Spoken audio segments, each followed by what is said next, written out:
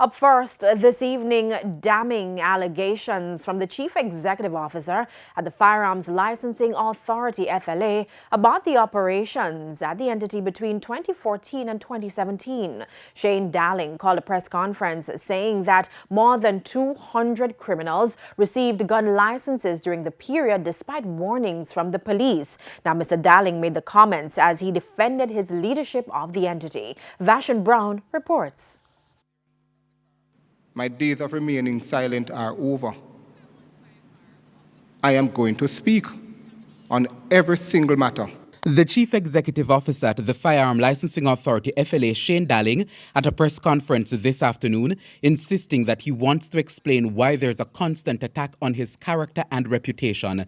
Mr. Dalling says he joined the FLA in June 2017, and that's when he realized some people were getting gun licenses under questionable circumstances. The first alert was raised in June, the same month that I joined the FLA, of a letter from a superintendent in Westmoreland outlining 2 pages of adverse finding on an individual that was involved in lotto scamming and gang activities who had secured a firearm license. In August 2017, the entire board of directors of the FLA resigned amid the controversy over the issuance of gun permit to people of questionable character. Mr. Dalling says after a review was carried out by MOCA and the FLA, it was discovered that hundreds of criminal elements from St. James, Manchester, Clarendon, Trelawney and Westmoreland were getting gun licenses, although the police had warned against giving them firearms. They range from convicted murderers, persons who had conviction for illegal possession of firearm, robbery with aggravation, rape, drug trafficking. And let me state it categorically clear here that those information were present on the file before the board granted the approval. He also detailed the case of a man wanted in Mandeville, Manchester for illegal possession of a firearm who was later sentenced for the offense. Mr. Dalling says the man was found in a car with an illegal firearm and pled guilty. He applied for a license, but his application was denied on the basis that he had a conviction and lied about it on his application. That application was denied in 2014,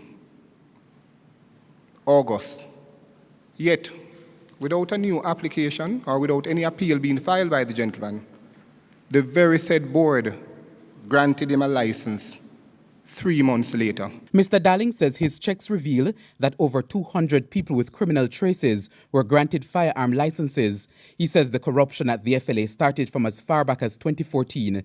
He says issues at the entity were brought to the National Security Ministry in 2015. Ladies and gentlemen, let me tell you something. Nothing was done to characterize the issue at the FLA after that.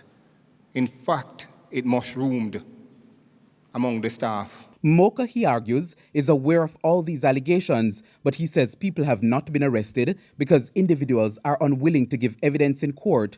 But what has he been doing about the problem as CEO? He says some people have been fired while he has negotiated a separation package with others in an attempt to purge the entity.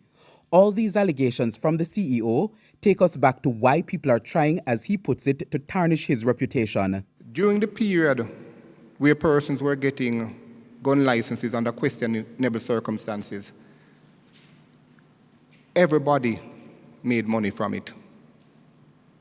So the ranges made money because each time you attend on a range for training, you had to pay. The dealers made money because they were selling far more firearms and ammunition. The dealers, I'm aware, and several other persons have lobbied for my removal from the FLA. Vashon Brown, TVJ News.